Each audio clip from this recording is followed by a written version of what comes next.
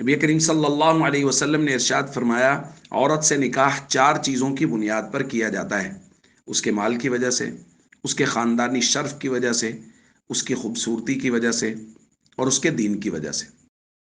और फरमाया, तू दीनदार औरत से निकाह करके कामयाबी हासिल कर। अगर ऐसा नहीं करेगा तो तेरे हाथों को मट्टी लगेगी, यानी माल कार के एतबार से नदामत उठानी पड़ेगी। दोस्तों, ये बहुत बड़ा बुनियादी उसूल है निकाह के बाब में जो नबी पाक सल्लल्लाहु अलैहि वसल्लम ने बयान फरमाया है। और ये उसूल है लड़के वालों के लिए कि लड़के वाले अपने लड़के के लिए रिश्ता देख रहे हैं किसी बच्ची का, तो उस बच्ची में कौन कौन सी सिफात आम तौर पे देखी जाती हैं मुआशरती तौर पे। वो सबसे पहले देखा जाता है, यानी आम तौर पे, कि जी ये सिफत है कि वो मालदार है, या ये सिफत है कि ख़ानदानी शर्फ बड़ा है, या ये सिफत है कि वो खूबसूरत है, या ये सिफत है कि उसके अंदर दीनदारी है।